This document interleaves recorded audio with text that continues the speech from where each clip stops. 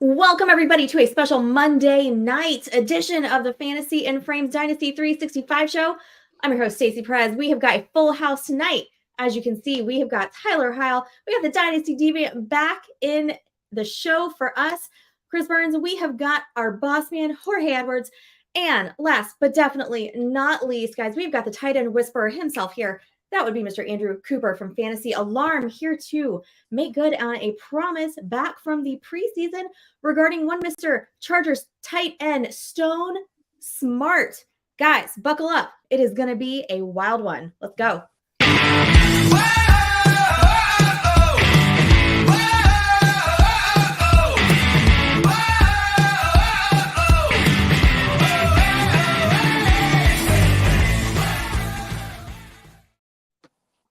All right, everybody, make sure if you are in the chat to put your comments and your questions on in there. We will get to them momentarily. First things first, though. Guys, for those of you in our audience who were with us way back in May in the preseason, guys, May 15th, you will remember Coop came on our show for the first time, and he was kind enough to give us a tight end sleeper in Stone Smartt from the LA Chargers.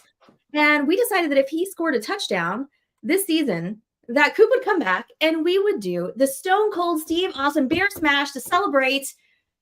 It took 11 weeks, guys, but we are here.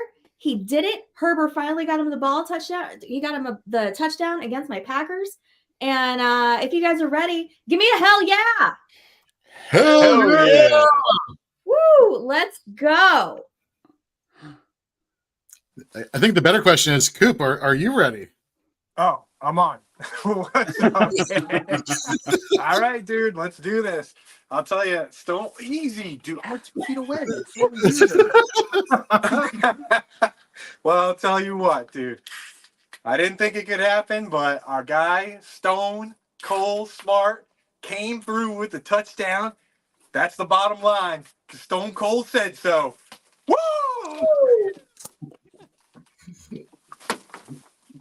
Woo! Let's go, baby. Let's go. All right, I'm coming on.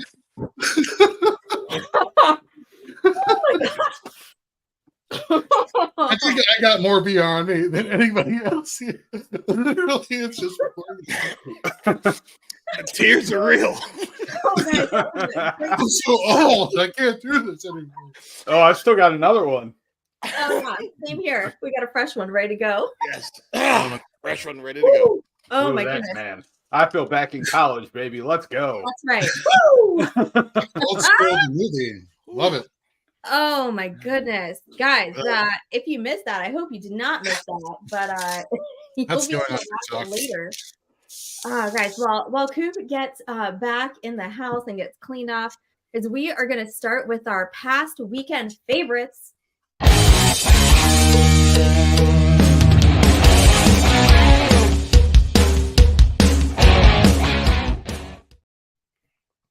All right, if we are all calm down from that very exciting start to our show. Guys, do we want to start every show with a beer chug with a shotgun? Can we make this a new thing? No, not Stone Cold Dashing, but a shotgun. Yeah, absolutely. Tyler, Chris, you guys in? Are we doing this now? I'm in. Is our thing? I'm in. I'm game. Yes. Nice.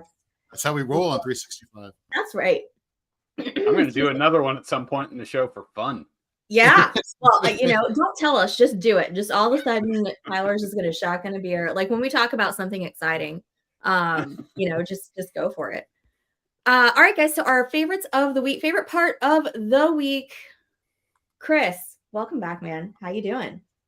I am well, Stacy. I'm glad to be back. I've missed you guys, and I must say it's much better being with you all than being in South Jersey. But I'm here, so I'm glad to be back.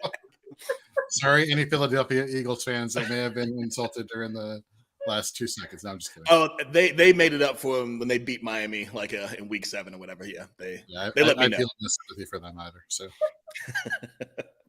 if there are any Eagles fans watching, they're probably so drunk from pre-gaming Monday Night Football that they may not even know. So, Chris, what was your favorite part about this week, week 11?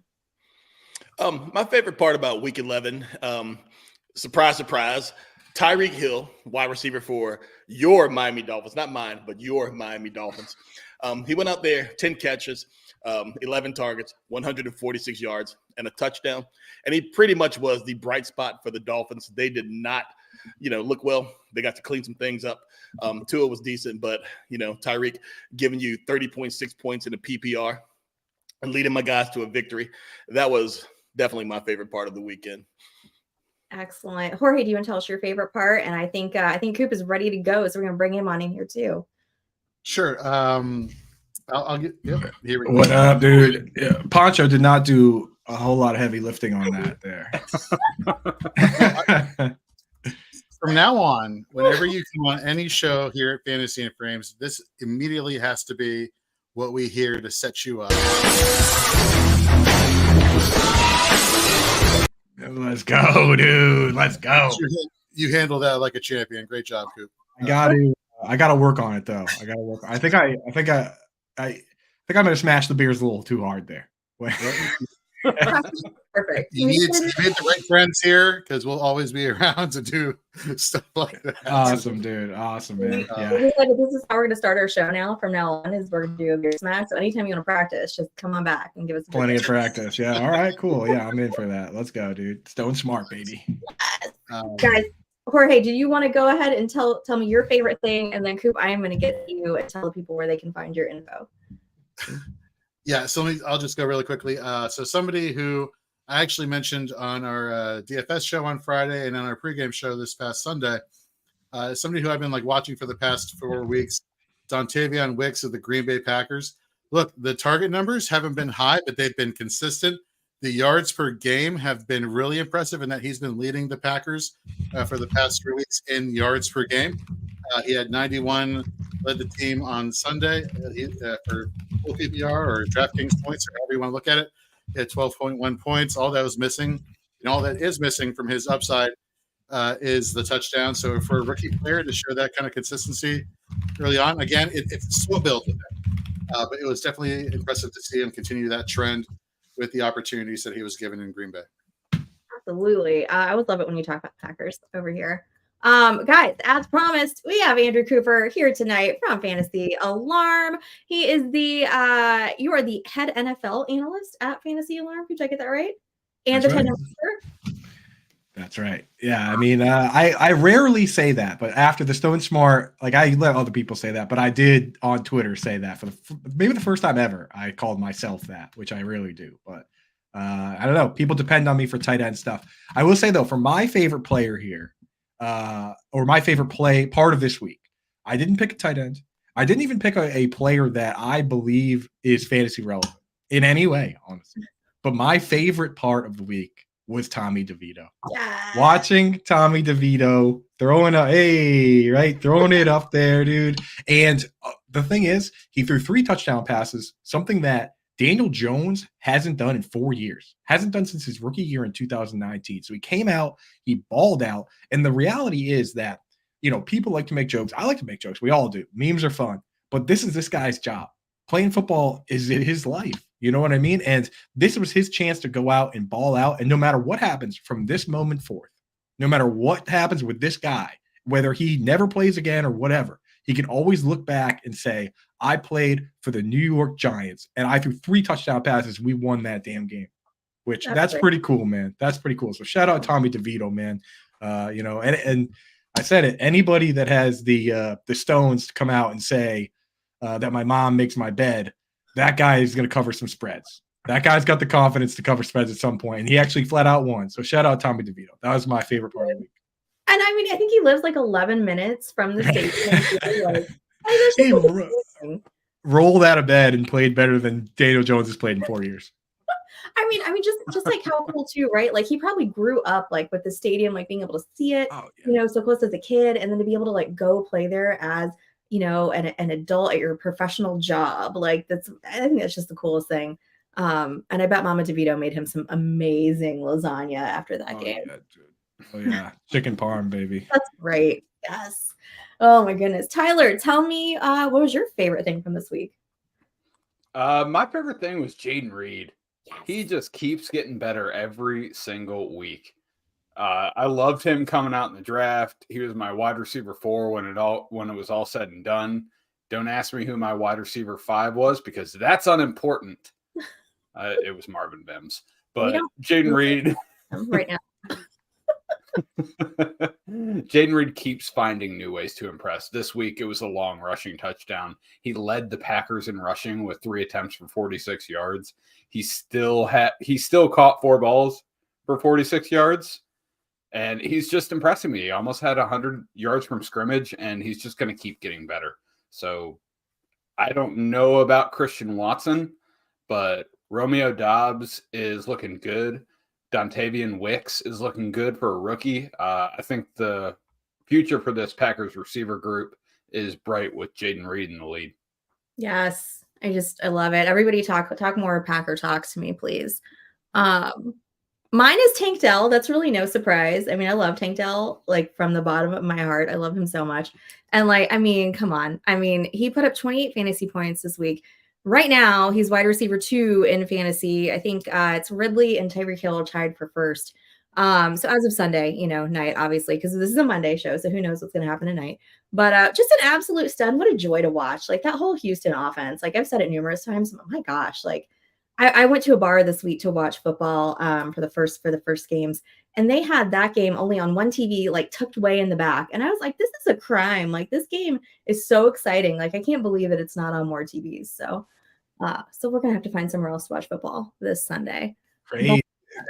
Just would you ever have imagined Cardinals Texans? We'd be like, yes, that's what I want. That's what the people want. Who would have thought, right? Who would have thought? Easiest thing. Who would have thought? Not me. I mean, Gannon tried to tell you when he said it had that fire in his belly. You should have listened. Pew, pew, pew, pew.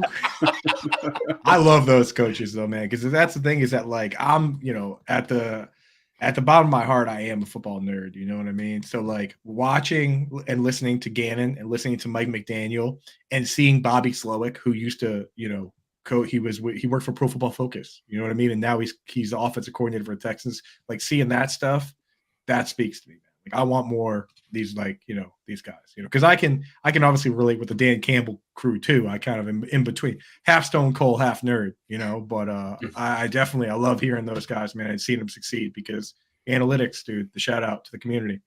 Oh yeah, big time. All right, so we're gonna, now that we talked about our favorites, I want to talk about some boom and bust players.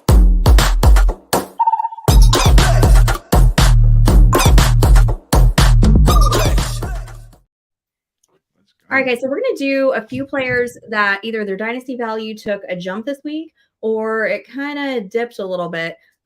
We have got, Tyler, you have the unfortunate task of doing our bust this week, and the rest of us get to do the fun things with the boom. Yeah, so what the hell is that about? You just got I noticed on the show here, like just sandbag the kid, dude. Well, I mean, he's looking at it. Oh, it's always me. Always me. Yeah. The Prince of Darkness. Yes. She skips me in segments. They put all the chat boxes over my face. It's great. Just all mass disrespect. I'm Rodney Dangerfield in here. Rodney Dangerfield, kids, was a comedian back in Tyler's day because he's so old that only he would get that joke. No respect. No respect. No respect. None whatsoever. Coop, who's your boom? So my boom this week, he didn't exactly boom on the field per se. In fact, a lot of this is based on what happened off the field. But I'm going to go with Jameson Williams. And this is a guy who was a first-round pick, right? One of the best wide receivers in college football of the year. Obviously, he tore his ACL, slow coming back, got suspended, right? He had a 52% snap share in week 10. This week, it went up to 65. And he played only 5 fewer snaps than Josh Reynolds. Obviously, made a big play. But after the fact, you hear what Dan Campbell had to say, and this is what makes me interested in this player and potentially trying to buy him before he does come out and have a really big game. Dan Campbell said he's part of the herd. He's been accepted. The way he goes and blocks and he's starting to run some pretty good routes, he's making some catches. There's a lot of guys that are beginning to trust him, which, of course, as Dan Campbell always does, has to make it kind of weird, right? Like he has to Like it's most coaches are just like, 53 guys. This is the squad. And Dan Campbell like brings up some like imaginary herd where, there's the 53 guys on the team and then there's this like second group that is part of the herd. And like, he wasn't part of it, you know what I mean? But still, it's kind of interesting that he says, hey, you know what?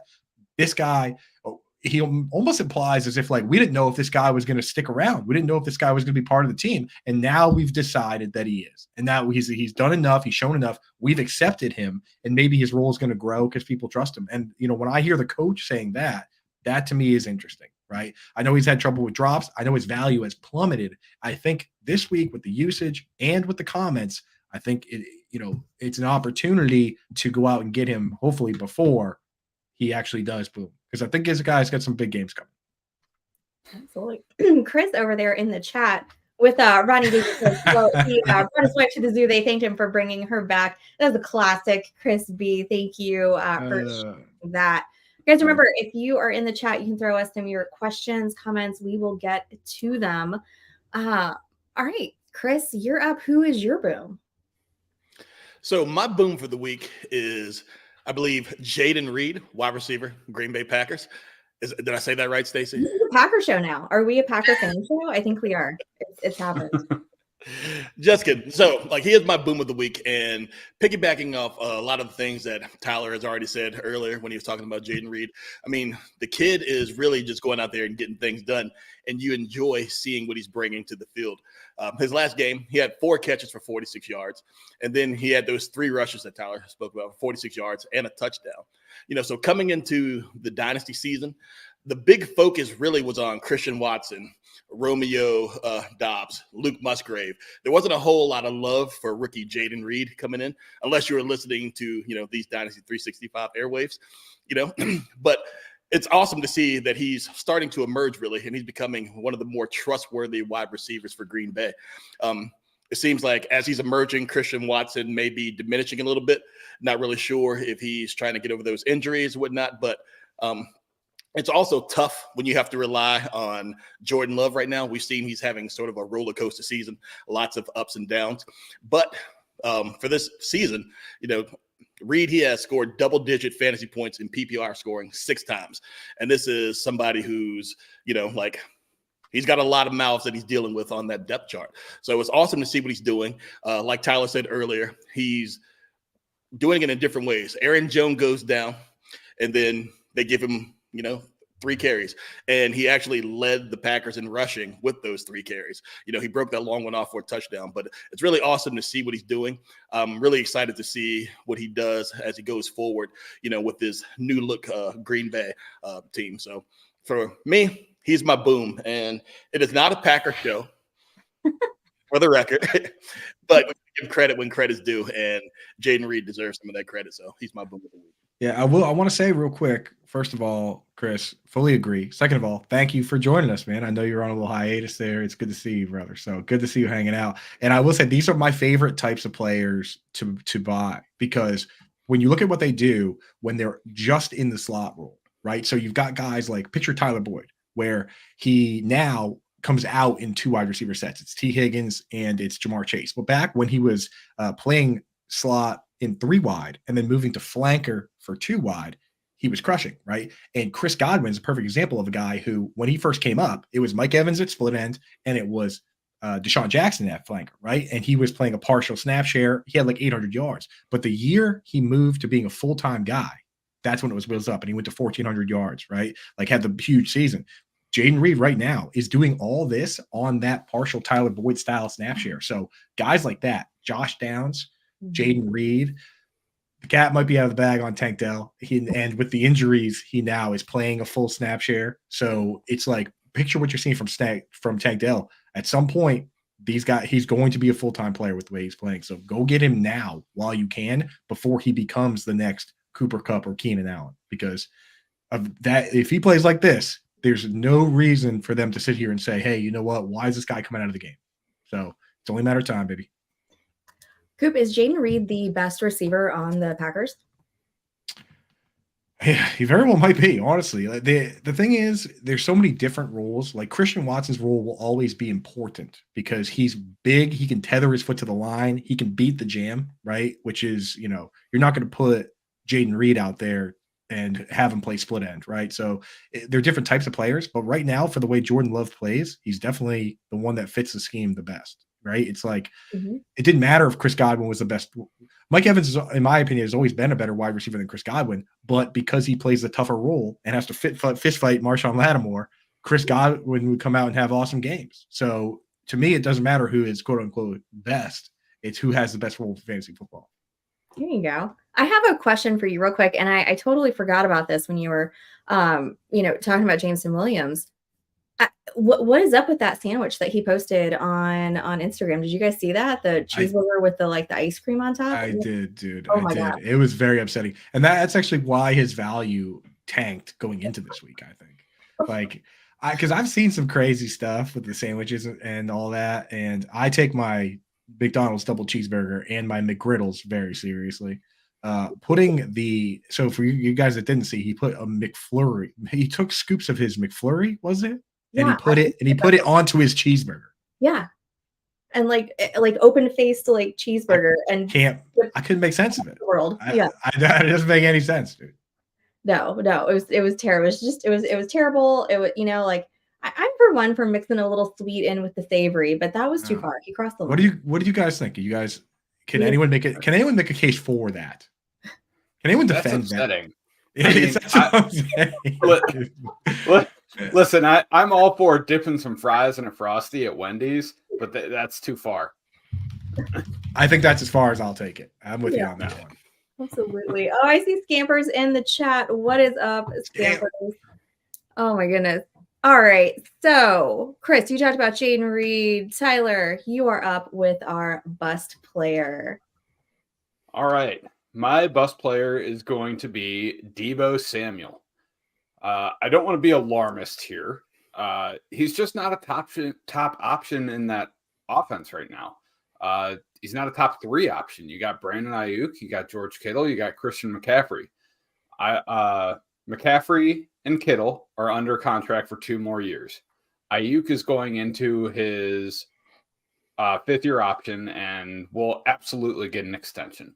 So Deebo's 27. He's going to be 28 before the season's over. He's getting a little older for the wide receiver position. So far on this year, he's had 1 wide receiver 1 finish. He's had 2 wide receiver 2 finishes, 3 wide receiver 3 finishes, and 2 games where he wasn't usable. And that wide receiver 1 performance was sans Ayuk. Brandon Ayuk was injured that game.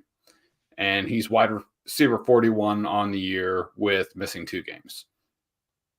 Since he's come into the league, he's played 15, 7, 16, and 13 games.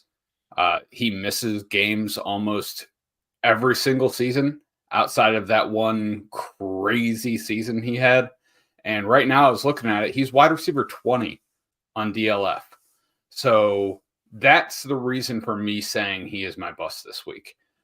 I don't want people to think Deebo Samuel's a bad player or even a bad fantasy asset to own. He's useful. He's usable. He is not wide receiver 20.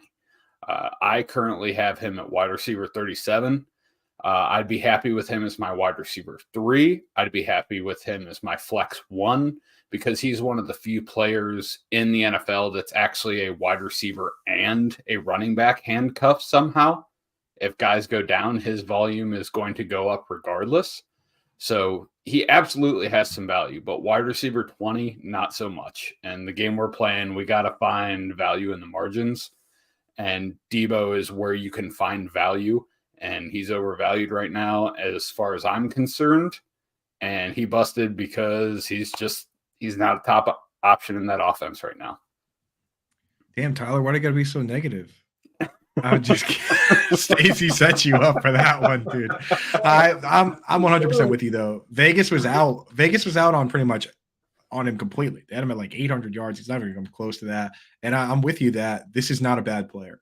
If he got moved to a team where he was the focal point, he would be great again. But he needs that. He needs them to scheme up the screens and give him the carries and stuff. So I'm with you on that, man. So let me ask you guys. So about Debo. So in Dynasty, like, is this a point where you're trying to like move on from him at this point? And if you are, what would you want to get in, for him? Coop.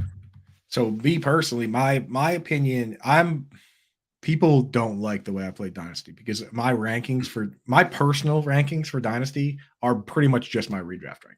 Like I always play to win. I try to put my name on the trophy. I've had too many Dynasty leagues shut down. I've had too many, situations like that. And the thing is, we take this very seriously and we're all very good at this. So I don't ever plan on having to blow up my team, like unless I take one over. So I always treat anyone that I can use as somebody that I'm not trading away unless I'm getting back a first round pick, right? So for me personally, I look at Deebo Samuel and I say, if he's not my wide receiver 5 or 6, I'm just keeping him.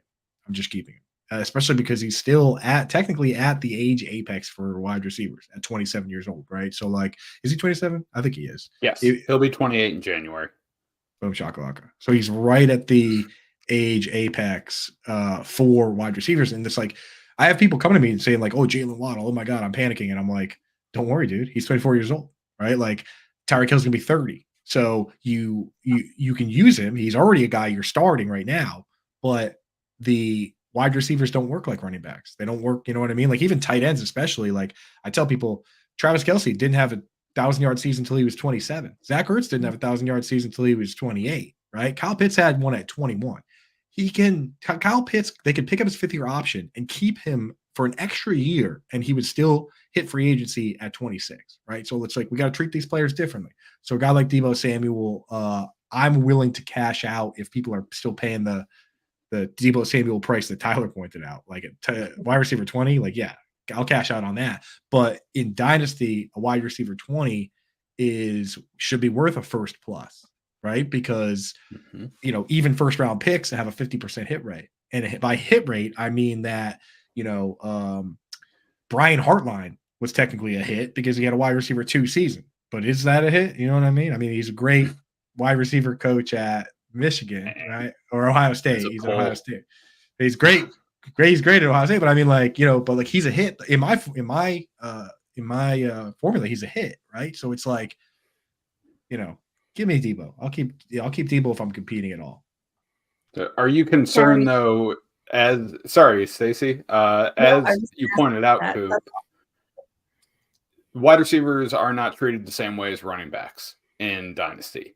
Mm-hmm. Are you at all concerned that Deebo is a bit of a running back and he has had quite a few carries in his career?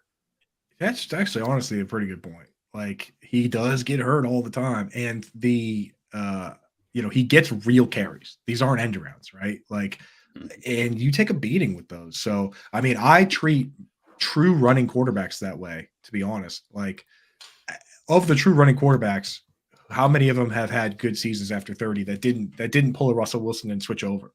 Like maybe Cam Newton, I guess, Michael Vick, but he was in jail for a couple of years, so maybe a little less wear and tear, right? So it's like how many, you got to be careful with these guys. So I don't know.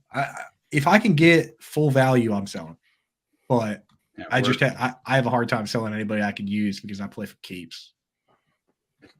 Play to win the game. Play to win, baby. Play to win the game. Play to win the game. That's it right there, dude.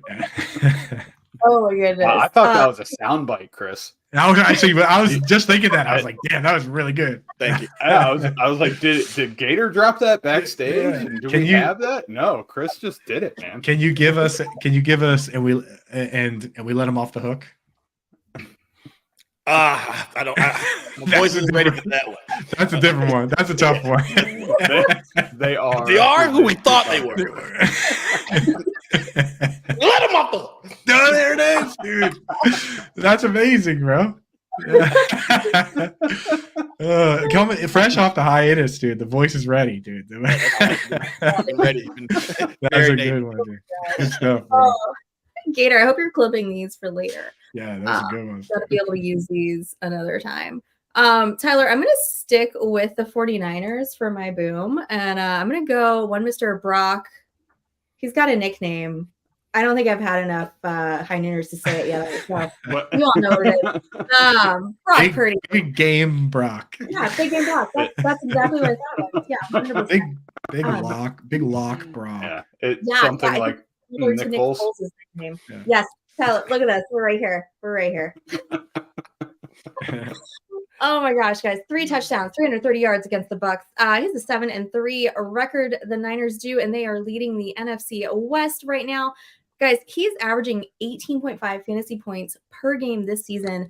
He's only had 1 sub 200-yard passing game, and that was against Tyler's Cleveland Browns. Tyler is going. Yes, dude. In your face, Stacy. That's for making him. That's for making him do the bust. That's for making him pick a bust. He waits for your turn and does the face chug. I would say he's getting me back there, but really he's just punishing himself. No punishment. That was the funny part about it. My wife was like, "You have to chug 2 beers at once." I was like, "Well, kind of." And she's like, "Did you lost a bet?" I was like, "Well, actually, no. I actually think I won." No, I don't know why. I don't know why. I don't actually know exactly why, but I feel like I was right somehow, so I have to chug 2 beers. I don't know. I'm hanging out with my friends. Okay, leave me alone. You made a bet against yourself. I bet against myself. Yeah. We're celebrating the touchdown or the tight end talent that is Stone Smartt. That's right. Legendary. Exactly. I mean, the Chargers got to have something to celebrate. So, yeah. So Brock Purdy, guys, the Niners. Actually, what I was saying is he only had 1 sub 200-yard passing game.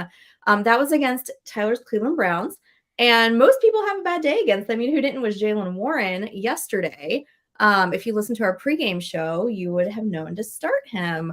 The Niners have put up the 3rd most total yards, only behind and Detroit so far this season. Like, what does Brock Purdy have to do to get everybody off his case, guys? Like, he's just killing it, just crushing it over here. I mean, just launched Deshaun Watson into the moon for Brock Purdy straight up a few weeks ago. Did you really? Oh, hell yeah. I wanted him off my team. It's almost like, you know what it reminds me of kind of is like Eric Bieniemy, where like everyone's just like, well, you can't be good because everybody else is around you is good. So that's what they're basically saying about Brock Purdy is like, okay, you have the best running back in the league and you have the best left tackle in the league and you have the best fullback in the league and you have 2 great wide receivers and you have this amazing coach. So he can't be good because everybody else is good. But like, we did that for how many years with Tom Brady too, where we said, well, it's Belichick. Well, it's the defense. Well, it's, this, it's that. And then at the end of the day, you look back and especially now we say, maybe it was that guy. Maybe it was this guy right there. Brady. Who is Brady? Who is this guy? Some old guy. I think he's running for like Congress or something. Oh, okay. Coop, I much prefer the Tampa Tom Brady to the New England Tom Brady. I feel like he loosened up a little bit when he came down here. Yeah, yeah, for sure, dude. He was so funny seeing him hammered after they won the Super Bowl. Like their versus up here. Yes. Yeah. Up here, you win the Super Bowl, and it's like you do like one quick lap on a duck boat, and then they're like, well, we got to get back to practice, everybody. So we get ready for next year. We're on to next year. But down there, it was like, he's like throwing footballs to Cristiano, Ronaldo, dude, or whatever the hell he's doing out there. So I personally prefer the retired Tom Brady, not spending 20 years tormenting my Miami Dolphins. It is funny how that happens though, because like the moment Peyton Manning retired, I was like, you know what, this guy's not so bad. I actually like like the day he retired, I was like, you know what, his commercials were pretty funny after all. I can admit that. Now, I can now enjoy Peyton Manning. For a long time I could not. Yeah, that's fair. That's fair. Oh my goodness. I will never forget Tom Brady throwing the Lombardi trophy. Was it to Gronk? I think. No, it doesn't matter anyway. Throwing it from boat to boat at the boat parade, and his little daughter in the background yelling like, "Daddy, no!" Like that was phenomenal. My favorite version of Brady. All right, so we did our booms, we did our bust. Now it's time to do a little Dynasty buy sell.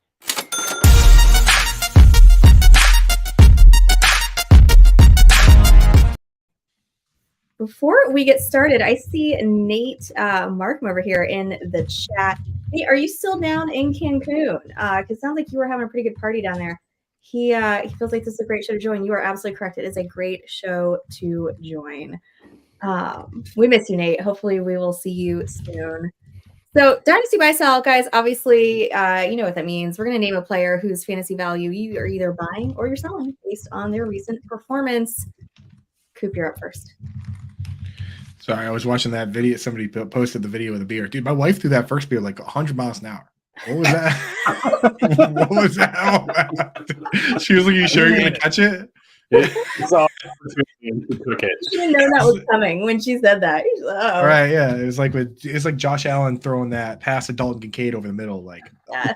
5-yard pass, 700 miles an hour, dude. So, yeah. Cam Newton and We Christian got- McCaffrey. Both games. Yeah, we got lucky there. Catch it or you die. Seriously though, it's coming in hot, dude. But yeah, so a guy that I'm looking to buy right now, and especially based on this week, because he's had two of the toughest matchups back-to-back weeks here. The Tennessee Titans have proven to be a very tough tight end matchup. Number 2 defense versus tight end. Number 1 defense is your Cleveland Browns, Tyler. And just a real quick side note, Dalton Schultz, his playoff schedule goes Titans, Browns, Titans. So be very careful with Dalton Schultz. But Cade Otton just played the Titans. Then he played the 49ers.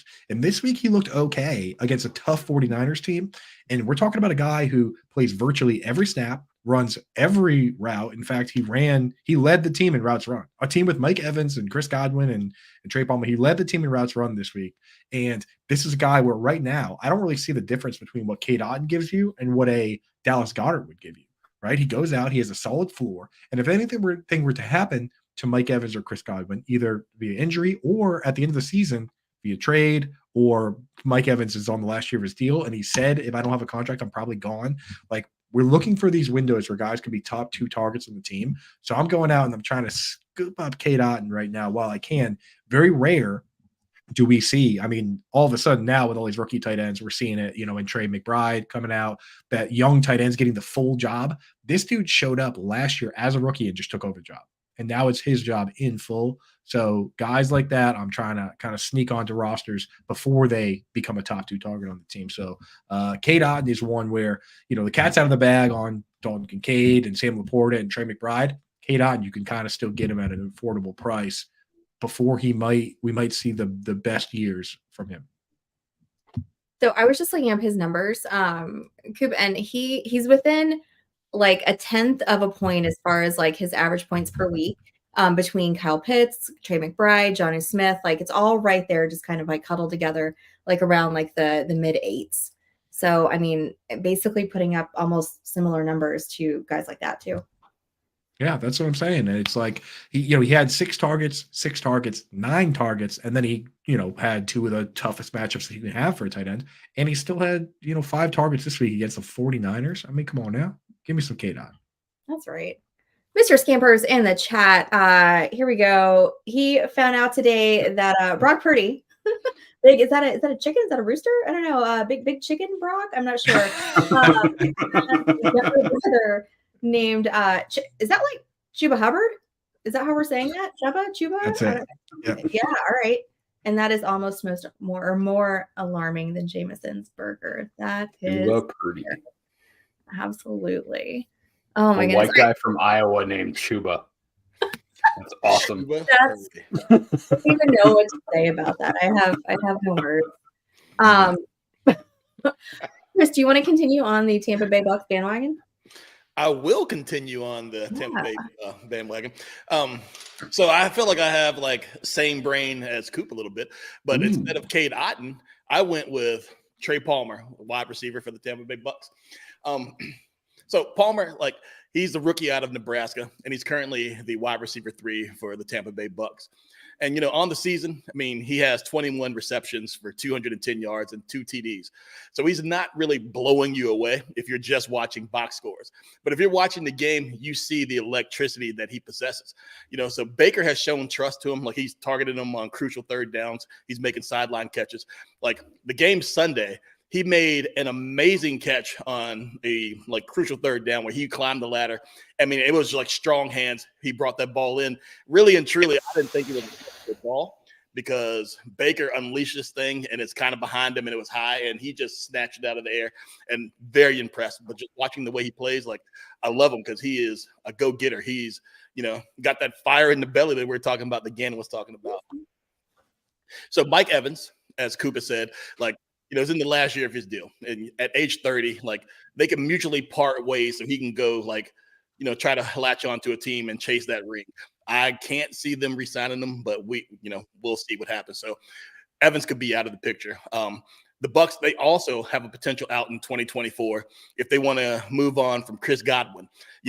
I don't know if they want to eat that $26 million in dead cap, if they want to do that. But Godwin also will be entering his age 28 season, in 2024. So with the possibility of these big name wide receivers departing, we could see a massive leap in opportunity for Palmer next season. So he's already flashed the talent. He's already shown that he's gotten trust from the quarterback. And if you forecast opportunity in the future, then that is definitely the type of player that you're trying to acquire on Dynasty right now. That's somebody that I want to buy. And if you're trying to buy him low, because a lot of people aren't really hanging on to Trey Palmer, because I don't think a lot of people are really watching a lot of Tampa Bay games, to be honest with you. So you probably can go and get him right now for a 2024 third or something like that, or a couple pieces that you could put together and get him back. And while I don't think he will give you a strong return this year, but you never know, I think in the future that target share is going to clear up a little bit, and he will get a bigger piece of that pie, much like what Coop was saying, with K-Dot and those opportunities. So I think opportunities are coming. I think he has talent. I love watching the guy play, and he is absolutely somebody that I'm out there in these waters trying to buy right now. A very, very highly consolidated snaps over there. 11 personnel, right? He's the same 11 guys. He plays just as many snaps as Evans and Godwin. I think this week he actually played more snaps than those guys. Palmer did. So, yeah, man, I'm in with you, dude. You're not gonna be able to buy him from the JWB guys, because those were the guys that turned me on to him. The crew, Wyatt and all those guys, and Toronto David adjacent to the crew there. You're not gonna be able to pry him away from those fellas. They are in on Trey Palmer. Well, that's it, because we've loved Trey Palmer, and maybe just because I live in Tampa, I knew a little bit more about him. I kept hearing that name, but we have all been Trey Palmer fans on this show for sure. So I love it when minds are thinking alike here for our players, our rookies. Tyler, you get the sad job again. Tell me yourself. Yeah. Thank you, Stacy. I appreciate this. Is this my punishment for you doing all of the show sheets? No, but maybe it should be. Maybe it should be. It's your punishment for not putting your notes in the show sheet. How about that? All right. I have my work computer. My work is way overboard about information security. I cannot access Gmail or Google Docs on my work computer. So I have to look at the doc on my phone, and I have to make my notes in a Word document and email it to myself. Guys, that sounds like excuses, right? I don't want to hear excuses. My notes are all right here, dude. I type mine in on my phone. Mine are in I just put them in there. I'm just like, yeah, he's 27, right? Somebody Google that. Chad helps me out a lot with my show. So, but no, it's all here. Don't worry about it. I got you. I'm on top of these players' ages for some reason. I got all my notes in here, and I still have half a beer in this nostril. Same. I hope nobody's been hearing me sniffle all throughout the show. It won't go away, dude. Everything smells like Bud Light, dude.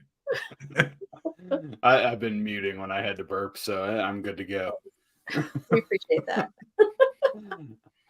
All right, so my sell, and this pains me, and Stacy, you're going to be celebrating this one, is Kenneth Walker. I've held on for as long as I can, and I still believe he is the most talented back in Seattle.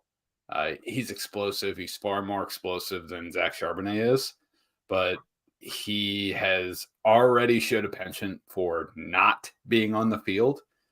He's been injured, and he just got injured again this week. So maybe right now isn't the ideal time to sell him. Maybe wait until he regains a little bit of his perceived value. But this team spent a day 2 draft pick on Zach Charbonnet. And they're going to feature both of these runners. And I wasn't crazy high on Charbonnet. I had him at RB7, but he was fine. I wasn't super excited about him. But I have to remember that this is a Seattle team that made Chris Carson a valuable fantasy asset for 3 whole seasons. Like, he was really good for those 3 seasons. Side note, Chris Carson has been retired from the NFL for 1 year. He hasn't played an NFL snap since October 3rd of 2021. How old do you think he is? This is a trick question. Chat. 20. He had the neck injury. 20. Yeah. I will guess 26. Oh, wow. He's 29. He just turned 29 2 months ago. 29. Okay. Oh, wow. Yeah. I definitely thought it was younger than all of us, especially Stacy and Chris. Hey. Shots fired. Field reference over here. Stacy wanted to take a shot at the age earlier on in the show. So I did. I spent all last year telling people I was 34. And then my birthday came around and my wife was like, "You're turning 34." And I was like, "What are you talking about?" Like, I'm turning 35. And she was like, "No." She's like, "No, you're 34." And I like looked back. So this is the second year in a row I've been 34. And I didn't actually get to be 33. That's great. Does that ever happen to you? I told my little cousin, I was like, "I'm 34. I'm gonna be 35." And my wife was like, "No, you're not, dude. What are you talking about?" I was like, what do you mean? I usually do the opposite. I tell people than I am. That's my thing. I'll just be like, I'm just 29 again. Like the several years in a row. 34. Second you're going to 34 for 2 years now. Oh, that's awesome. Pretty sick. So finishing my thought on Kenneth Walker, since I sidetracked us so badly. Walker. Zach Charbonnet is essentially a rich man's version of Chris Carson that can catch a few more passes. Walker will be viable as long as he is on the field because of his talent. But right now he's the RB7 on DLF. He's currently my RB13 on Fantasy and Frames rankings on fantasyandframes.com. So again, when we're talking value in this game, and he's currently ranked at RB7, and I don't have him inside the top 12 running backs, that's when you have to start exploring the trade. And that's actually exactly what I did earlier in the season with Mr. Jorge Edwards, who is not on screen right now on our FIF Dynasty League. I traded Kenneth Walker for George Pickens, a high second and a high third in 2024. And I still feel pretty good about that. So sell Kenneth Walker if you can get RB7 value. So let me ask you real quick. So if you're selling Kenneth Walker, does that follow that you would be buying Charbonnet or no? Not necessarily, because I think they're still going to split work. I think this is more of a negative to Kenneth Walker than Zach Charbonnet is a super viable fantasy asset. I mean, if it's just Charbonnet on the field, I feel pretty good about it. But if it's both of them, I feel a lot better about Kenneth Walker. Chris, you were shaking your head. Do you think the same thing? I do. I agree with that a lot, especially, the only thing that you can trust in Seattle is the gum in Pete Carroll's mouth. And if Walker's out for a little bit, then we're going to have another running back that nobody's thought of in forever that's going to come up there and share work with Sharps. So I don't think he will ever have the full share of that backfield. I mean, look what happened to Kenneth Walker. It's been a high, draft pick on him. And you're thinking he's the guy because he comes in, he shows that he can catch the ball, and he's doing everything that you want. But then the very next year, you spend another high pick on Charbonnet. And they also still have a plethora, cornucopia, we're thinking of, Thanksgiving type words. They have a plethora of running backs in that stable that they can just mix in that you're like, who is this guy? So I can't trust them enough to go out there and just spend high capital to get him. But if you have him on your team, then yeah, use him as you see fit. But yeah, he's not somebody that I'm trying to buy, even though I agree with selling Walker.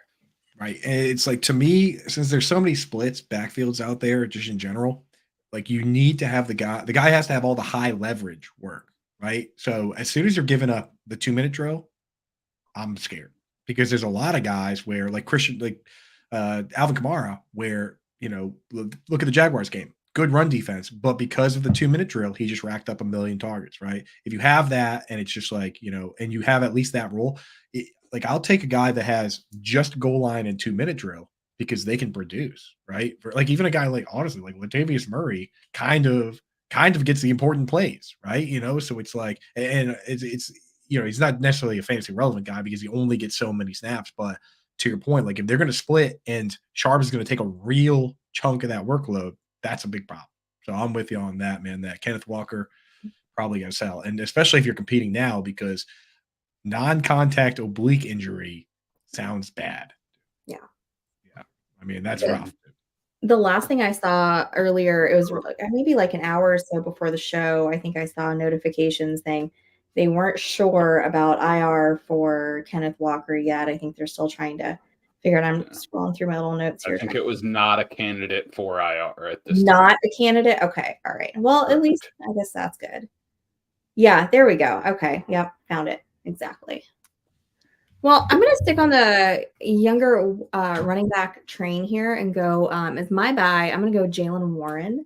We talked about him a little bit earlier, but going into tonight, he's the RB2 this week, scoring 129 yards on 9 attempts and a touchdown versus Cleveland. In comparison, Najee had 12 attempts for 35 very inefficient yards.